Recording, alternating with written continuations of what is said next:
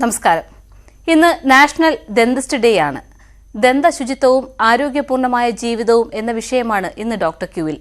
Indian dental association KKM സെക്രട്ടറിയും എടപ്പാൾ ഹോസ്പിറ്റലിലെ consultant ഡെന്റിസ്റ്റുമായ doctor Fasal Rahman മറുപടി പറയും. പ്രേക്ഷകർക്കും വിളിക്കാം. സ്വാഗതം ഡോക്ടർ ക്യൂവിലേക്ക്.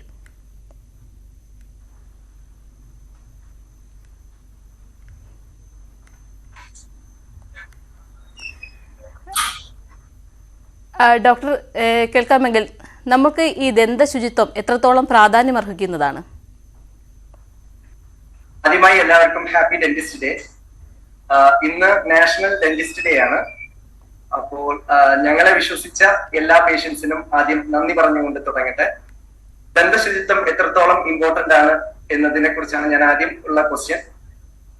ദന്തശുചിത്വം ആക്ച്വലി എല്ലാവരും തുടക്കത്തിൽ ശ്രദ്ധിക്കാറ് നമ്മുടെ ചിരിയാണ്, നമ്മുടെ പുഞ്ചിരി. എല്ലാവരും പെട്ടെന്ന് ഡെന്റൽ എന്ന് ഉദ്ദേശിക്കുമ്പോൾ നമ്മുടെ ചിരിയിൽ മാത്രം ഒതുങ്ങിപ്പോകും. പക്ഷെ അത് മാത്രമല്ല, നമ്മുടെ ശരീരത്തിന് അത്യാവശ്യമായ മിനറൽസ്, ന്യൂട്രിയൻസ്, ഇവയൊക്കെ നമ്മൾ കഴിക്കുന്നത് വായിലൂടെയാണ്. അപ്പോൾ പല്ല് സംബന്ധമായിട്ട് എന്തെങ്കിലും ബുദ്ധിമുട്ടുകളോ അസുഖങ്ങളോ അങ്ങനെ എന്തെങ്കിലും ഉണ്ടെങ്കിൽ നമുക്ക് നമ്മുടെ ബാക്കിയുള്ള ശരീരഭാഗത്തിന് ആവശ്യമായ ന്യൂട്രിയൻസും കാര്യങ്ങളും ഒക്കെ ശരിക്ക് കഴിക്കാൻ പറ്റാതെ ആവാം. അതോടൊപ്പം തന്നെ നമ്മുടെ ബാക്കിയുള്ള ശരീരഭാഗങ്ങൾ, അത് കിഡ്നി ആയിക്കോട്ടെ, ഹാർട്ട് ആയിക്കോട്ടെ, അല്ലെങ്കിൽ ലങ്സ് ആയിക്കോട്ടെ, നമ്മുടെ വായിലെ അണുക്കൾ കൂടുതൽ അങ്ങോട്ട് സ്പ്രെഡ് ചെയ്യാനുള്ള ഒരു സാധ്യത വളരെയധികം കൂടുതലാണ്. അപ്പൊ നമ്മൾ കിഡ്നി ട്രാൻസ്പ്ലാന്റ് ഒക്കെ ചെയ്യുന്ന പേഷ്യൻസിന് ആദ്യത്തിൽ ഒരു ഓറൽ ചെക്കപ്പ് കമ്പൽസറി ആണ്. ഓറൽ ക്ലിയറൻസ് കിട്ടിയാൽ മാത്രമേ അങ്ങനത്തെ ഒരു ചികിത്സകളൊക്കെ സാധാരണത്തിൽ നമുക്ക് ചെയ്യാൻ പറ്റൂ. കാരണം ഒരു ഇൻഫെക്ഷൻ സ്പ്രെഡ് ആ ഒരു ട്രാൻസ്പ്ലാന്റ് ചെയ്യുന്ന ഓർഗനിലേക്ക് ചെയ്യാനുള്ള സാധ്യത വളരെയധികം കൂടുതലായതുകൊണ്ട്, അതുകൊണ്ടാണ് പറയുന്നത് ദന്തശുചിത്വം ഒരു ആരോഗ്യപൂർണമായ ജീവിതത്തിന് വളരെയധികം ഇമ്പോർട്ടന്റ് ആണ്. ജസ്റ്റ് സ്മൈലിന് മാത്രമല്ല എന്നുള്ള കാര്യം. അത് എങ്ങനെ ചെയ്യണം എന്നുള്ളതാണ് രണ്ടാമത്. നമ്മൾ എല്ലാവരും ചെയ്യാറുള്ളത് പോലെ തന്നെ 2 നേരം പല്ല് തേക്കും. എല്ലാവരോടും ചോദിച്ചാൽ എല്ലാവരും പറയുന്ന ഒരു ആൻസർ അതാണ്. ഞങ്ങൾ 2 നേരം പല്ല് തേക്കുന്നുണ്ട്. പക്ഷേ നമ്മളുടെ പല്ലൊക്കെ എല്ലാവരും 2 നേരം തേക്കുന്നെങ്കിലും ഒരുപാട് ആൾക്കാർക്ക് പല്ലിന് ബുദ്ധിമുട്ടുകളുണ്ട്. അതിന്റെ മെയിൻ ആയിട്ടുള്ള കാരണം നമ്മളുടെ ടെക്നിക്സും നമ്മുടെ ടൈമിങ്സും കറക്റ്റ് ഇല്ലാത്തത് കൊണ്ടാണ്. നമ്മൾ മിനിമം 2 നേരം പല്ല് തേക്കണം, 2 മിനിറ്റ് പല്ല് തേക്കണം. അതാണ് അതിന്റെ റൂള്. അപ്പൊ 2 മിനിറ്റ് സമയമെടുത്ത് അതിന്റെ ടെക്നിക്സിൽ എല്ലാ ടൂത്തും ടച്ച് ചെയ്യുന്ന രീതിയിൽ പല്ല് തേച്ച് വൃത്തിയാക്കുക. അതുകൂടാതെ തന്നെ ഫ്ലോസ്, ഡെന്റൽ ഫ്ലോസ് എന്ന് പറയും. നമ്മുടെ ബ്രഷിങ് കഴിഞ്ഞാലും നമ്മുടെ പല്ലിന്റെ ഇടയിലുള്ള അഴുക്കുകളൊന്നും നമുക്ക് കംപ്ലീറ്റ് ക്ലീൻ ആയി കിട്ടില്ല. അപ്പോൾ അങ്ങനത്തെ സാഹചര്യത്തിൽ നമ്മൾ തീർച്ചയായും ഫ്ലോസ് ഡെയിലി വൺസ് എങ്കിലും ഒന്ന് യൂസ് ചെയ്യണം. പിന്നെ മൂന്നാമത്തെ കാര്യം എന്താ വെച്ചാൽ, നമ്മൾ എങ്ങനെ ക്ലീൻ ചെയ്താലും എല്ലാ ഭാഗങ്ങളും പെർഫെക്റ്റ് ആയിട്ട് നമുക്കുള്ള ഒരു ക്ലീനിങ് നമുക്ക് സാധ്യമല്ല. അപ്പൊ തീർച്ചയായും ഒരു ഡെന്റിസ്റ്റിനെ ഒരു 6 മന്ത്സിൽ ഒരിക്കൽ എങ്കിലും വിസിറ്റ് ചെയ്ത് നമ്മളുടെ എവിടെയെങ്കിലും ക്യാവിറ്റി സ്റ്റാർട്ട് ചെയ്യുന്നുണ്ടോ, അതോടൊപ്പം തന്നെ വേറെ എന്തെങ്കിലും ക്ലീനിങ് അത്യാവശ്യമുണ്ടോ, നമ്മുടെ ക്ലീനിങ് പെർഫെക്റ്റ് ആണോ എന്ന് ഒന്ന് നോക്കുന്നത് നല്ലതായിരിക്കും. പിന്നെ ഡെന്റൽ ലീക്ക് കൂടുതൽ ഉണ്ടാവാൻ സാധ്യത ഈ സ്റ്റിക്കി ഷുഗറി ഫുഡുകൾ കഴിക്കുന്നത് കൊണ്ടാണ്. അപ്പൊ അത് കഴിക്കുന്നതിന് കുഴപ്പമില്ല. കഴിച്ചു കഴിഞ്ഞ പാട് ഒന്ന് വായ ശുചിയാക്കി വെക്കുക എന്നുള്ളതാണ് അതിന്റെ മെയിൻ കാര്യം. അപ്പോ ദന്തശുചിത്വം നമ്മുടെ സ്മൈലിന് മാത്രമല്ല, നമ്മളുടെ ആരോഗ്യപരമായ ജീവിതത്തിന് വളരെയധികം ഇമ്പോർട്ടന്റ് ആണ്. ശരി ഡോക്ടർ, ഇപ്പോൾ കുറേ കാര്യങ്ങൾ സൂചിപ്പിച്ചു. അതായത് ചെറിയ കാലം മുതൽ നമ്മൾ 2 നേരം ബ്രഷ് ചെയ്യുക, ഇതൊക്കെ എല്ലാവരും ചെയ്യുന്നുണ്ടെന്നാണ് കരുതുന്നത്. പക്ഷേ മറ്റു പല കാരണങ്ങൾ കൊണ്ടുകൂടി ദന്തക്ഷയം വരാമെന്ന് കേട്ടിട്ടുണ്ട്. പ്രത്യേകിച്ചും നമ്മളുടെ ശരീരത്തിൽ എന്തിനെങ്കിലും കുറവ്, ഇപ്പോൾ D3 പോലുള്ള വൈറ്റമിൻസിൻ്റെയൊക്കെ കുറവ് കൊണ്ട് ഈ ദന്തക്ഷയം വരുന്നുണ്ട് എന്ന് കേൾക്കുന്നുണ്ട്. ഇത് എത്രത്തോളം പേർക്ക് വരുന്നുണ്ട്? ഇതെന്താണ് കാരണം? ഇതിനെ എങ്ങനെ മറികടക്കാൻ സാധിക്കും? അത് കൂടുതലായും ഫാമിലി ഹിസ്റ്ററി ഉള്ളവർക്കാണ് അങ്ങനത്തെയുള്ള പ്രശ്നങ്ങൾ കാര്യമായിട്ട് വരാറ്. ഫാമിലി ഹിസ്റ്ററി ഉണ്ടെങ്കിലും അത് ഇനാമൽ ഹൈപ്പർപ്ലേസിയ, ആമലോജനസിസ് ഇംപെർഫെക്റ്റ്, അങ്ങനെ കുറച്ച് കണ്ടീഷൻസ് ഉണ്ട്. അത് ജനറ്റിക്കലി നമുക്ക് ട്രാൻസ്ഫർ ആയി കിട്ടുന്ന കുറച്ച് കാര്യങ്ങളാണ്. അതുകൂടാതെ തന്നെ ഈ കാൽസ്യം, വിറ്റാമിൻ D3 തുടങ്ങിയ ഘടകങ്ങൾ നമ്മുടെ കുട്ടിക്കാലത്ത് നമുക്ക് കുറഞ്ഞ് വരുന്ന സമയത്ത്, അതായത് പല്ല് പുറത്ത് വന്നതിന് ശേഷം നമ്മൾ കാൽസ്യം ഗുളിക കഴിച്ചിട്ട് വലിയ ഒരു കാര്യങ്ങളില്ല. നമ്മളുടെ ടൂത്തിന്റെ ഇറപ്ഷൻ ടൈം നമ്മുടെ കുട്ടിക്കാലത്താണ്. നമ്മുടെ ശരീരമാണെങ്കിലും പല്ലാണെങ്കിലും അതിന്റെ ഡെവലപ്പിംഗ് സ്റ്റേജ്. ആ ഡെവലപ്പിംഗ് സ്റ്റേജിൽ നമ്മൾ കഴിക്കുന്ന ആഹാരവും നമ്മളുടെ അമ്മ കഴിക്കുന്ന ആഹാരവും ആ കൊച്ചിന്റെ പല്ലിന്, അല്ലെങ്കിൽ നമ്മുടെ ഓരോരുത്തരുടെയും പല്ലിന് അതിൻ്റെതായ ശക്തി പകരുന്നത്. ശരി, ഡോക്ടർ, പലപ്പോഴും നമ്മളിപ്പോൾ മുൻപൊക്കെ പല്ലിന് എന്തെങ്കിലും പ്രശ്നം വന്ന് ഹോസ്പിറ്റലിൽ ചെല്ലുമ്പോൾ അത് അടയ്ക്കാറുണ്ട്, അത് ആ ഒരു ക്യാവിറ്റി ഫില്ല് ചെയ്ത് നമ്മളെ വിടാറുണ്ട്. പക്ഷേ ഇപ്പോൾ കൂടുതൽ ആൾക്കാരും സജസ്റ്റ് ചെയ്യുന്നത് റൂട്ട് കനാൽ ട്രീറ്റ്മെൻറ്റ് പോലുള്ള ആധുനിക രീതിയിലുള്ള ചികിത്സ ആണ്. അതെന്തുകൊണ്ടാണ്? ഇതുകൊണ്ടുള്ള പ്രയോജനം എന്താണ്? അത് നമ്മൾ ഇപ്പോ റൂട്ട് കനാലിക്ക് മാറി എന്നല്ല അതിന്റെ അർത്ഥം. നമ്മൾ എല്ലാവരും പൊതുവെ ഒരു ഡെന്റിസ്റ്റിന്റെ അടുത്ത് പോകുന്നത്, ഞാനത് ആദ്യം പറഞ്ഞത്, നമുക്ക് ഒരു കുഴപ്പമില്ലെങ്കിലും നമ്മൾ 6 monthsൽ ഒരിക്കൽ ഡെന്റിസ്റ്റിന്റെ അടുത്ത് പോകണം എന്ന് ഞാൻ ആദ്യം ഇൻട്രൊഡക്ഷനിൽ പറഞ്ഞത് അതുകൊണ്ടാണ്. വേറെ ഒന്നുകൊണ്ടല്ല. നമ്മുടെ ഒരാള് ഒരു ഡെന്റിസ്റ്റിന്റെ അടുത്തേക്ക് പോവുക നമുക്ക് ഒന്നെങ്കിൽ ഒരു വേദന, ഒരു സഹിക്കാൻ പറ്റാത്ത വേദന, അതല്ലെങ്കിൽ ഭക്ഷണം കഴിക്കുമ്പോൾ അതിൽ കുടുങ്ങിയിരിക്കുന്നു, അങ്ങനത്തെ സാഹചര്യങ്ങളിൽ മാത്രമേ നമ്മുടെ ഒരു ഡെന്റിസ്റ്റിന്റെ അടുത്തേക്ക് എത്തുന്നുള്ളൂ. അല്ലാത്ത സമയത്ത് നമ്മളുടെ യൂഷ്വൽ കാര്യങ്ങൾ ചെയ്ത് നമ്മളുടേതായ റെമഡീസ് ചെയ്ത് കൊണ്ടിടക്കലാണ് എല്ലാവരും ചെയ്യുന്നത്. നമ്മുടെ സാധാരണ രീതിയിലുള്ള ചൂടുവെള്ളം പിടിക്കലും അല്ലെങ്കിൽ കരാമ്പൂ അങ്ങനത്തെ കാര്യങ്ങളൊക്കെ വെച്ച് അഡ്ജസ്റ്റ് ചെയ്ത് കൊണ്ടുപോകും. ഇത്രയും നല്ല ഒരു വേദന എത്തുമ്പോഴേ ഡെന്റിസ്റ്റിന്റെ അടുത്തേക്ക് എത്തുന്നുള്ളൂ. അപ്പോൾ എന്താണ് പ്രശ്നം എന്ന് വെച്ചാല്, ഡെന്റിസ്റ്റ് അടുത്തേക്ക് എത്തിയാൽ നമ്മൾ നോക്കുമ്പോൾ നമ്മളുടെ പല്ലിലുണ്ടായിരിക്കുന്ന പോട് അത്യാവശ്യം വലുതായിട്ടുണ്ടാവും. ഓൾറെഡി വലുതായി അതിന്റെ പൾപ്പ് എന്നുള്ള ഭാഗമുണ്ട്. നമ്മളുടെ പല്ലിന് ജീവനും രക്തവും ഒക്കെ കൊടുക്കുന്ന പൾപ്പ് എന്ന ഭാഗം ഓൾറെഡി ഇൻഫെക്റ്റഡ് ആയിട്ടുണ്ടാവും. അപ്പൊ അങ്ങനത്തെ സാഹചര്യത്തിൽ നമുക്ക് വെറുതെ ഒരു ഫില്ലിങ് ഒരു പേഷ്യന്റിന് കൊടുത്തു കഴിഞ്ഞാൽ അത് പേഷ്യന്റ് കൂടുതൽ ബുദ്ധിമുട്ടാക്കും. നല്ല രീതിയിലുള്ള പെയിൻ സ്റ്റാർട്ട് ചെയ്യാനുള്ള സാധ്യത കൂടുതലാണ്. അപ്പോഴാണ് നമ്മൾ റൂട്ട് കനാൽ എന്നുള്ള പ്രൊസീജിയർ ചെയ്യുന്നത്. അതാണ് ഡെന്റൽ ചികിത്സ ഒരു ചെലവേറിയതാവാനുള്ള കാരണം. നമ്മൾ അതിന്റെ തുടക്കത്തിൽ ചികിത്സിക്കാത്തത് കൊണ്ട് മാത്രമാണ്. നമ്മൾ തുടക്കത്തിൽ ചികിത്സിക്കുകയാണെങ്കിൽ ജസ്റ്റ് ഫില്ലിങ് മാത്രം മതി. പോട് നമ്മുടെ ഇനാമലിൽ അതിന്റെ താഴെയുള്ള ഡെന്റിൻ എന്നീ 2 ലെയറിലും ഒതുങ്ങി നിൽക്കുന്ന കേടാണെങ്കിൽ നമുക്ക് ഫില്ല് ചെയ്യാം. അതിലും താഴെ എത്തി പൾപ്പ് ടിഷ്യൂവിൽ എത്തി അതിൽ ഇൻഫെക്റ്റഡ് ആയിട്ടുണ്ടെങ്കിൽ മാത്രമാണ് നമുക്ക് ഈ റൂട്ട് കനാൽ ആവശ്യം. അപ്പൊ റൂട്ട് കനാൽ എന്നുള്ളത് വേറെ പേടിക്കാനുള്ള കാര്യമൊന്നുമല്ല. റൂട്ട് കനാൽ എന്ന് പറഞ്ഞാൽ നമ്മുടെ ആ റൂട്ട്, അതായത് റൂട്ടിൽ നമ്മുടെ റൂട്ടൊന്നും എടുത്ത് കളയുന്നില്ല. എല്ലാവർക്കും ഒരു മിഥ്യാധാരണ അതാണ്. നമ്മൾ റൂട്ട് കനാൽ എന്ന് പറയുമ്പോൾ പല്ലിന്റെ റൂട്ട് എടുത്ത് കളഞ്ഞു എന്നാണ് എല്ലാവരും വിചാരിക്കാറ്. പക്ഷെ പല്ലിന്റെ റൂട്ട് ഒരിക്കലും എടുത്ത് കളയില്ല. പല്ലിന്റെ റൂട്ടിന്റെ സെന്റർ ഭാഗത്ത് നമുക്ക് പൾപ്പ് ടിഷ്യൂ എന്ന് പറയുന്ന ഒരു ഭാഗമുണ്ട്. പൾപ്പ് ടിഷ്യൂ എന്നുള്ള ഭാഗം എന്ന് വെച്ചാൽ നമ്മളുടെ പൾപ്പിന് ജീവൻ നൽകുന്ന, സെൻസേഷൻ കൊടുക്കുന്ന ഞരമ്പുകളും അതേപോലെ രക്തധമനികളും എല്ലാം അടങ്ങുന്ന ഒരു സാധനമാണ് പൾപ്പ്. ആ പൾപ്പിൽ ഓൾറെഡി ഇൻഫെക്റ്റഡ് ആണ് ആ പൾപ്പ്. അതുകൊണ്ട് ആ ഭാഗം നമ്മൾ വേറെ ഒരു ബയോമിമിറ്റിക് ആയിട്ടുള്ള മെറ്റീരിയൽ വെച്ചിട്ട് ഫിൽ ചെയ്ത് ആ മേൽഭാഗം അടക്കുന്നു. അതാണ് റൂട്ട് കനാൽ ചികിത്സ എന്നതുകൊണ്ട് ഉദ്ദേശിക്കുന്നത്. അത് എല്ലാപ്പോഴും അത് ചെയ്യുന്നില്ല. നമ്മളുടെ അടുത്തേക്ക് വരുന്ന പേഷ്യൻസ് ലേറ്റ് ആയി റിപ്പോർട്ട് ചെയ്യുന്നതുകൊണ്ട് മാത്രമാണ് നമുക്ക് റൂട്ട് കനാൽ ചെയ്യേണ്ടി വരുന്നത്. അല്ലാതെ പണ്ട് ഫില്ലിംഗ് ഇപ്പോൾ റൂട്ട് കനാൽ എന്നുള്ളതല്ല. പണ്ട് റൂട്ട് കനാൽ അത്ര പ്രാബല്യത്തിൽ വന്നിട്ടുണ്ടായിരുന്നില്ല. ഇപ്പോൾ റൂട്ട് കനാൽ കുറെ സാങ്കേതിക വിദ്യകളൊക്കെ വന്നു. റൂട്ട് കനാൽ കുറച്ചും കൂടി എളുപ്പത്തിൽ ചെയ്യാൻ സാധിക്കുന്നുണ്ട്, പെയിൻ ഫ്രീ ആയിട്ട് ചെയ്യാൻ സാധിക്കുന്നുണ്ട്. കൂടുതൽ സിറ്റിംഗ് ഇല്ലാതെ നമുക്ക് റൂട്ട് കനാൽ ചെയ്യാനൊക്കെ പറ്റുന്നുണ്ട്. അപ്പോ അതാണ് അതിന്റെ ചികിത്സ. അപ്പൊ അതുകൊണ്ട് നമ്മൾ ചെറിയ പോടുണ്ടെങ്കിൽ തന്നെ അടയ്ക്കാൻ പറ്റും. അത് വലുതായി നമുക്ക് വേദനയും അതല്ലെങ്കിൽ വീക്കവും ഒക്കെ വന്ന് കൂടുതൽ കേട് വന്നാൽ മാത്രമേ നമുക്ക് അത് റൂട്ട് കനാൽ ചെയ്ത് ക്രൗൺ ഒക്കെ ചെയ്യേണ്ട ആവശ്യം വരുന്നുള്ളൂ. റൂട്ട് കനാൽ ചെയ്ത് എന്ന് വിചാരിച്ചിട്ട് പേഷ്യൻസിന് വേറെ രീതിയിലുള്ള ഒരു ബുദ്ധിമുട്ടുകളും ഉണ്ടാവില്ല. നമ്മുടെ വേറെ ശരീരഭാഗത്തൊക്കെ ഇൻഫെക്ഷൻ സ്പ്രെഡ് ആവുകയും അങ്ങനെ യാതൊരു ബുദ്ധിമുട്ടും റൂട്ട് കനാൽ ചെയ്തു എന്നുള്ളത് കൊണ്ട് ഉണ്ടാവുകയുമില്ല. ശരി ഡോക്ടർ, ഒരു കോളർ ഉണ്ട്. കൊല്ലത്ത് നിന്നും ഷിജിനാണ്, സംസാരിച്ചോളൂ. ഡോക്ടർ നമസ്കാരം. എന്റെ ഈ പല്ലില് മഞ്ഞ നിറമാണ്. അപ്പൊ അത് മാറുന്നതിന് എന്താണ് ചെയ്യേണ്ടത്? കളർ കൂട്ടുന്നതിന് വേണ്ടി. ഇവിടെ പല്ല് മഞ്ഞ നിറം കുറെ കാര്യങ്ങൾ കൊണ്ടുണ്ട്. ഒന്ന്, പല്ലിന്റെ ഉള്ളിലുള്ള പല്ലിന്റെ ഇനാമലിനുള്ള കളർ വ്യത്യാസം. രണ്ടാമത്, നമ്മുടെ പുറത്തു നിന്നുള്ള കളറുകൾ നമ്മുടെ ശരീരത്തിൽ നമ്മുടെ പല്ലില് ഒട്ടിപ്പിടിക്കുന്നത്. അപ്പോൾ നമ്മുടെ പുറത്തു നിന്നുള്ള, അതായത് ഇപ്പൊ പുകവലിക്കുന്ന ആൾക്കാർക്ക്, അതല്ലെങ്കിൽ സ്ഥിരമായി ചായ കുടിച്ച് വായ കഴുകാത്ത ആൾക്കാർക്ക്, ചായ കുടിച്ചുകൊണ്ട് കറ പിടിക്കുമെന്ന് പറയാൻ പറ്റില്ല. നമ്മൾ ചായ അല്ലെങ്കിൽ കാപ്പിയോ ഒക്കെ കുടിച്ച് അല്ലെങ്കിൽ അങ്ങനത്തെ കൂൾ ഡ്രിങ്ക്സ്, അങ്ങനെ അത്രയും സ്റ്റെയിൻസ് വരുന്ന കൂൾ ഡ്രിങ്ക്സ് ഒക്കെ കുടിച്ച് വായ ശുചിത്വം ശരിക്ക് നോക്കാത്തവർക്കും അതുപോലെ പുകവലിക്കുന്നവർക്കും പല്ലിൽ കറ പിടിക്കാം. ആ കറകൾ നമുക്ക് ഡെന്റിസ്റ്റിന്റെ അടുത്ത് പോയി ക്ലീൻ ചെയ്താൽ മാറി കിട്ടും. രണ്ടാമത്തെ ഷെയ്ഡ് വ്യത്യാസം, മഞ്ഞ കളർ വ്യത്യാസം എന്നാണ് പല്ലിന്റെ ഇനാമലിനുള്ള കളർ ചേഞ്ചസ് ആണ്. അതും 2-3 തരത്തിലുണ്ട്. നമ്മുടെ ഇനാമൽ ഒരു യെല്ലോയിഷ്, നോർമൽ വൈറ്റിനെക്കാട്ടി കുറച്ചുകൂടി യെല്ലോയിഷ് ആണെങ്കിൽ നമുക്ക് 2-3 തരത്തിൽ അതിൽ ചികിത്സിക്കാം. ഒന്ന് എന്ന് പറഞ്ഞാൽ ബ്ലീച്ചിങ് എന്നുള്ള ടെക്നിക്കാണ്. ബ്ലീച്ചിങ് എന്ന് വെച്ചാൽ നമ്മള് ഹൈഡ്രജൻ പെറോക്സൈഡ് എന്നുള്ള ഒരു കാർബൺ പെറോക്സൈഡ്, അങ്ങനെ 2-3 മെഡിക്കേഷൻസ് ഉണ്ട്. ആ മെഡിക്കേഷൻസ് വെച്ചിട്ട് നമ്മളുടെ പല്ലിന്റെ ഇനാമലില് ചെറിയ ഒരു വ്യത്യാസം വരുത്തി അതിന്റെ കളറ് മാറ്റിയെടുക്കുന്ന രീതിയാണ്.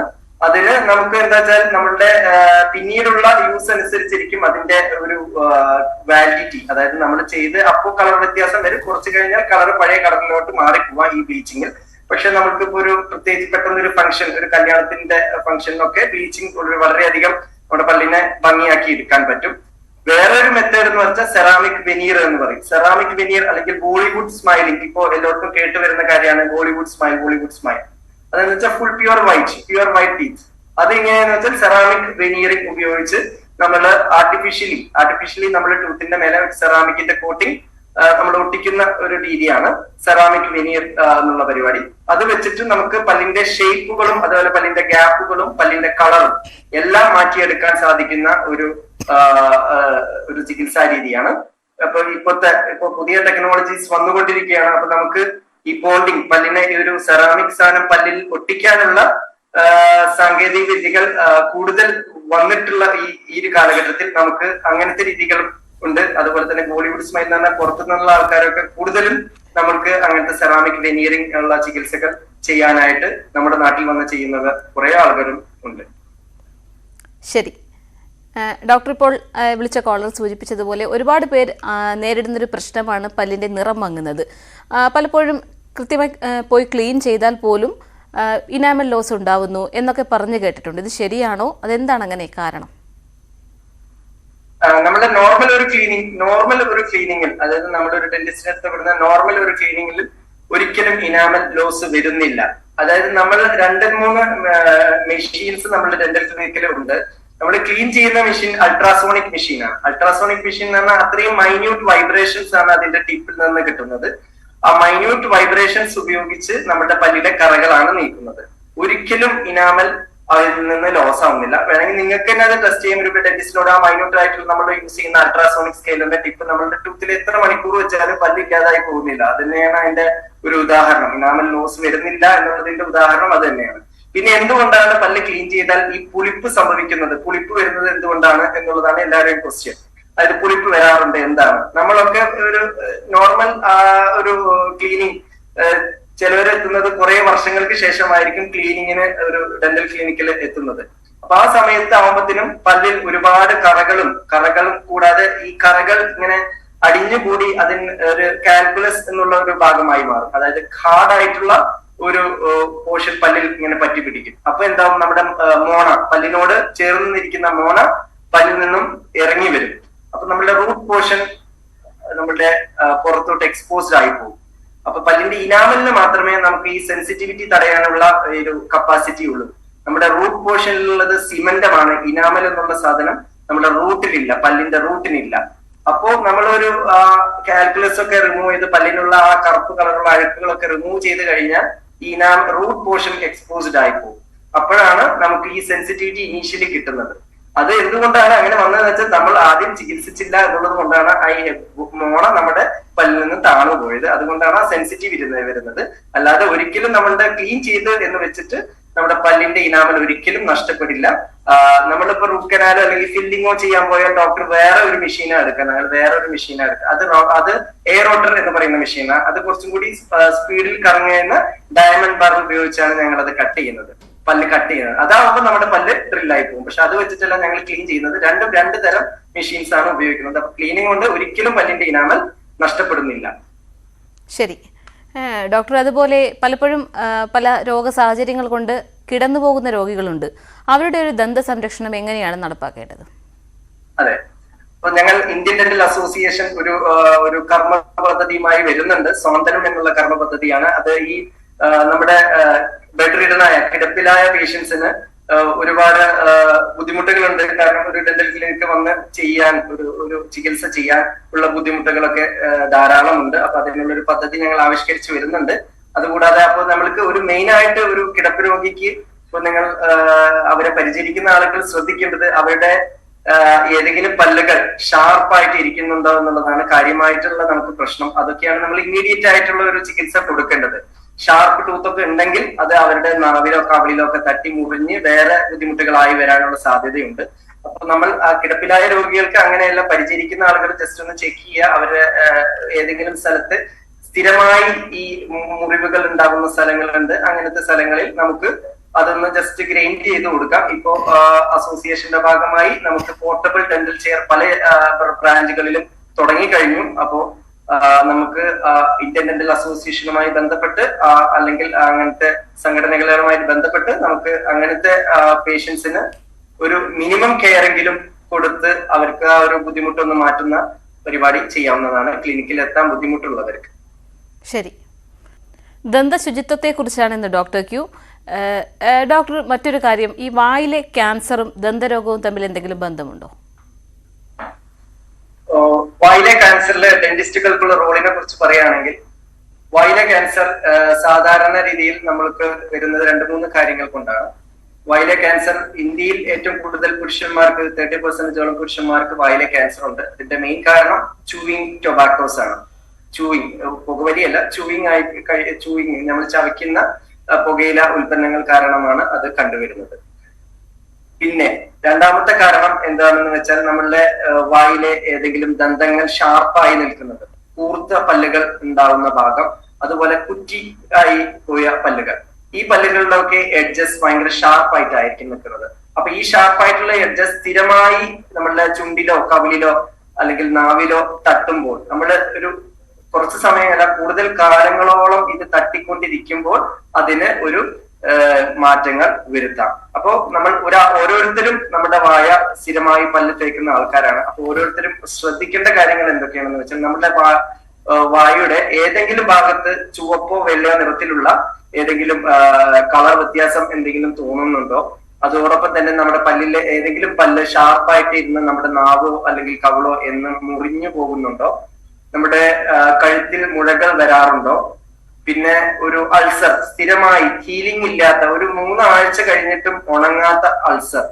എന്ന് പറയുമ്പോൾ വായ്പുണ്ണ എന്ന് പറയും. ആ വായ്പുണ്ണ ഉണങ്ങാത്ത 3 ആഴ്ച കഴിഞ്ഞിട്ടും ഉണങ്ങാത്ത അൾസർ, അതോടൊപ്പം തന്നെ ബ്ലീഡിങ്, ഇപ്പൊ കണ്ടിന്യൂസ് ബ്ലീഡിങ് ഫ്രം ഒരു വായ്പുണ്ണിൽ നിന്ന് കണ്ടിന്യൂസ് ആയിട്ട് ബ്ലീഡിങ് വരാം. ഇങ്ങനത്തെ സാഹചര്യങ്ങൾ ഉണ്ടെങ്കിൽ നമ്മൾ ഓരോരുത്തരും സ്വന്തം ചെക്ക് ചെയ്യാൻ പറ്റുന്ന സാധനങ്ങളാണ് ഈ കളർ വ്യത്യാസവും ബ്ലീഡിങ്ങും അതേപോലെ മുഴകളും ഒക്കെ. അപ്പൊ അങ്ങനെ എന്തെങ്കിലും ഉണ്ടെങ്കിൽ ആദ്യം ഒരു ഡെന്റിസ്റ്റിനെ പോയി കാണാം. എന്തെങ്കിലും സംശയങ്ങൾ, നിങ്ങളുടെ സംശയം ആദ്യം ദൂരീകരിക്കുക, പേടിക്കാതിരിക്കുക, ആദ്യം അതാണ് ചെയ്യുന്നത്. നമുക്ക് ഏർലി ആയിട്ട് ഒരു ഡിറ്റക്ട് ചെയ്ത് കഴിഞ്ഞാൽ, ഒരു ഓറൽ ക്യാൻസർ ഡിറ്റക്ട് ചെയ്ത് കഴിഞ്ഞാൽ തുടക്കത്തിലുള്ള ചികിത്സകൾ എന്ന് പറഞ്ഞാൽ വളരെ മൈനർ ആയിട്ട് ചികിത്സിച്ച് നമുക്ക് ഭേദമാക്കാൻ പറ്റുന്നതാണ്. അപ്പോൾ നമുക്ക് ഒരു ഡെന്റിസ്റ്റിന് അത് കണ്ട് മനസ്സിലായി, ബയോപ്സി എന്ന് പറയും, നമ്മൾ അതെടുത്ത സ്പെസിമെൻ എടുത്ത് ലാബോറട്ടറിയിൽ ചെക്ക് ചെയ്ത് എന്തെങ്കിലും ബുദ്ധിമുട്ടുണ്ടെങ്കിൽ മാത്രം നമുക്ക് വേറെ ഓങ്കോളജിസ്റ്റിന്റെ സഹായത്തോടെ അതിന്റെ ചികിത്സകൾ ചെയ്യാൻ സാധിക്കും. അപ്പൊ നമ്മൾ ഓരോരുത്തരും നമ്മുടെ വായ ചെക്ക് ചെയ്യാൻ, നമുക്ക് എന്തെങ്കിലും ബുദ്ധിമുട്ടുണ്ട് എന്ന് നമുക്ക് തോന്നുന്നുണ്ടെങ്കിൽ തീർച്ചയായും ഒരു ഡെന്റിസ്റ്റിന് ഒരു വലിയ റോളുണ്ട്. ഞങ്ങളെല്ലാവരും ഇന്ത്യൻ ഡെന്റൽ അസോസിയേഷൻ ഒരു വിജിൽ എന്നുള്ള ഒരു പ്രോഗ്രാം ഇപ്പൊ നടന്നുകൊണ്ടിരിക്കുകയാണ് കേരളത്തിൽ അങ്ങോളം ഇങ്ങോളം DMOമാരുടെ നേതൃത്വത്തിൽ തന്നെ ഡെന്റൽ സ്ക്രീനിങ് ക്യാമ്പ്, അതേപോലെ ഓറൽ ക്യാൻസർ സ്ക്രീനിങ് ക്യാമ്പ് ഇപ്പൊ നടന്നുകൊണ്ടിരിക്കുകയാണ്. അപ്പൊ അതെല്ലാവരും ഉപയോഗപ്പെടുത്തുക. അതോടൊപ്പം തന്നെ നിങ്ങൾക്കുള്ള സംശയങ്ങൾ ഉണ്ടെങ്കിൽ ഡെന്റിസ്റ്റിനെ പോയി കണ്ട് അതിന് ഒരു നിങ്ങളുടെ സംശയങ്ങളൊന്ന് ദൂരീകരിക്കുകയും ചെയ്യേണ്ടത് വളരെ അത്യാവശ്യമാണ്. കാരണം ഏർലി ഡിറ്റക്ഷൻ ഇസ് ബെറ്റർ. അപ്പോൾ നമുക്ക് പെട്ടെന്ന് ചികിത്സിച്ച് അത് മാറ്റുവാനും സാധിക്കും. ശരി, നമ്മൾക്ക് ഇളക്കി മാറ്റുകയോ അല്ലെങ്കിൽ ഇളകിപ്പോവുകയോ ചെയ്ത പല്ലിന്റെ സ്ഥാനത്ത് മറ്റു പല്ല് വെച്ച് പിടിപ്പിക്കാൻ സാധിക്കുമോ? ഈ ഇംപ്ലാന്റ് ചെയ്യുമ്പോൾ അത് ചിലവേറിയതാണോ, അതെങ്ങനെയാണ്? നമ്മളുടെ ഒരു പല്ല് പറിച്ചു കളഞ്ഞാൽ അതിന്റെ ഏറ്റവും ഇത് എന്ന് പറഞ്ഞാൽ നമ്മളത് റീപ്ലേസ് ചെയ്യണം. പല്ല് പറിച്ചു കളഞ്ഞ് റീപ്ലേസ് ചെയ്തില്ലെങ്കിൽ എന്താണ് ബുദ്ധിമുട്ട് എന്നുള്ളതാണ് ആദ്യത്തെ ചോദ്യം. അതായത് നമ്മൾ ഒരു പല്ല് പറിച്ചു കളഞ്ഞു, അപ്പൊ അത് റീപ്ലേസ് ചെയ്യാതിരുന്നാൽ മറ്റു പല്ലുകൾ ആ സ്പേസിലോട്ട് നീങ്ങാനുള്ള സാധ്യത വളരെയധികം കൂടുതലാണ്. അപ്പൊ മറ്റു പല്ലുകളുടെ ഇടയിൽ ഒരു ഗ്യാപ്പ് വന്ന് ആ ഗ്യാപ്പിലൊക്കെ ഭക്ഷണം ഇരുന്ന മറ്റു പല്ലുകൾ കേടുവരും. അതുപോലെ തന്നെ ഇപ്പൊ ഫ്രണ്ടിലത്തെ പല്ലാണെങ്കിൽ നമുക്ക് സംസാരിക്കാനുള്ള കോൺഫിഡൻസ് പോവും. അതുപോലെ തന്നെ സംസാരിക്കുമ്പോഴുള്ള ആ സ്ഫുടതയും നഷ്ടപ്പെടും. പിന്നെ നമ്മുടെ ഡൈജഷൻ, നമ്മൾ കഴിക്കുന്ന ആഹാരം ചവച്ചരച്ച് കഴിക്കാൻ ബുദ്ധിമുട്ട് എന്നുള്ള ഒരു വലിയ ഒരു പ്രശ്നം കൂടി വരും. അതിനാണ് നമ്മൾ റീപ്ലേസ് ചെയ്യണം എന്ന് പറയുന്നത്. പല രീതികളുണ്ട് റീപ്ലേസ്. ഒന്ന് ഫിക്സ്ഡ് ആയിട്ടുള്ളതും റിമൂവബിൾ ആയിട്ടുള്ളതും. റിമൂവബിൾ ആയിട്ടുള്ളതാകുമ്പോൾ നമുക്ക് രാത്രി ഊരി വെക്കുന്ന ടൈപ്പ് സെറ്റുകളാണ്. ഫിക്സ്ഡ് ആയിട്ടുള്ള ടൂത്തുകൾ ആണ്. ഒന്ന് ഫിക്സ്ഡ് പാർഷ്യൽ ഡെഞ്ചർ, അതായത് തൊട്ടടുത്ത പല്ലിൽ നമ്മൾ ഒട്ടിച്ചു വെക്കുന്ന ഒരു സാധനം, ബ്രിഡ്ജ് എന്നൊക്കെ പറയും. അപ്പോ അത് തൊട്ടടുത്ത 2 പല്ലുകളിൽ നമ്മൾ സപ്പോർട്ട് എടുത്തിട്ട് ഇതാക്കുന്ന രീതിയാണ്. ഇപ്പൊ നൂതനമായിട്ടുള്ള ടെക്നോളജിയാണ് നമ്മൾ ഇംപ്ലാന്റ്. ഇംപ്ലാന്റ് എന്ന് പറഞ്ഞാൽ ചെലവ് കുറച്ച് കൂടുതൽ എന്തുള്ളതെന്ന് വെച്ചാൽ നമ്മൾ വെക്കുന്ന സാധനം, നമ്മൾ ഇംപ്ലാന്റ് ചെയ്യുന്നത് ടൈറ്റാനിയം സ്ക്രൂ ഇംപ്ലാന്റ് ആണ്. അപ്പൊ ടൈറ്റാനിയം ഇംപ്ലാന്റിന്റെ കോസ്റ്റ് കാരണമാണ് നമുക്ക് ആ ഒരു സർജിക്കൽ പ്രൊസീജിയർ ആണ്. ഒരിക്കലും ഇപ്പോഴത്തെ സാങ്കേതിക വിദ്യ അനുസരിച്ച് നമുക്ക് CBCT എന്ന് പറഞ്ഞാൽ ആ ഒരു മാൻഡിബിൾ ആണോ മാക്സിൻ ആണോ ഏത് എല്ലിലാണോ നമ്മൾ പിടിപ്പിക്കുന്നത് അതിന്റെ 3 ഡയമെൻഷണൽ സ്കാൻ ഒക്കെ നോക്കി അതിന്റെ എല്ലിന്റെ വിഡ്ത്തും ലെങ്ത്തും അതിന് നെർവുമായിട്ടുള്ള അകലവും ഒക്കെ നമ്മൾ കണക്കാക്കിക്കൊണ്ടാണ് ഇപ്പോൾ ഇംപ്ലാന്റ് ഒക്കെ പ്ലേസ് ചെയ്യുന്നത്. അപ്പോൾ അതിൽ കോംപ്ലിക്കേഷൻസ് വളരെ കുറവാണ് ഇപ്പോഴത്തെ സാഹചര്യത്തിൽ. ഇംപ്ലാന്റിന്റെ മെയിൻ അഡ്വാൻറ്റേജ് എന്താണെന്ന് വെച്ചാൽ നമ്മൾ തൊട്ടടുത്ത 2 പല്ലിനെ നമ്മൾ രാവാനോ അല്ലെങ്കിൽ അതിന്റെ സപ്പോർട്ട് എടുക്കാതെ ഈ ഇംപ്ലാന്റിൽ മാത്രം സപ്പോർട്ട് ചെയ്ത് നമുക്കൊരു പല്ല് വെക്കാനായിട്ട് സാധിക്കും. അത് തന്നെയാണ് ഈ ഇംപ്ലാന്റിന്റെ മെയിൻ അഡ്വാൻറ്റേജ്. ഇപ്പോൾ കൂടുതൽ ആളുകൾ അത് ചൂസ് ചെയ്യുന്നതും അതിന്റെ ഒരു ഈ ഫേവർ തൊട്ടടുത്ത പല്ല് നശിപ്പിക്കാതെ ഉള്ള ഒരു ഇതുകൊണ്ടാണ്. ഒരിക്കലും നമുക്ക് cost factor it is not ഒരു വലിയ ഒരു കോസ്റ്റ് എന്ന് പറയാൻ പറ്റില്ല. കാരണം അത്രയും നല്ല ടെക്നോളജിയും അത്രയും നല്ല മെറ്റീരിയൽസുമാണ് അതിൽ യൂസ് ചെയ്യുന്നത്. ശരി, ദന്തശുചിത്വത്തെക്കുറിച്ചാണ് ഡോക്ടർ ഫസൽ റഹ്മാൻ വിശദമായി സംസാരിച്ചത്. നന്ദി ഡോക്ടർ. ഡോക്ടർ ക്യൂ പൂർണ്ണമാകുന്നു. നമസ്കാരം.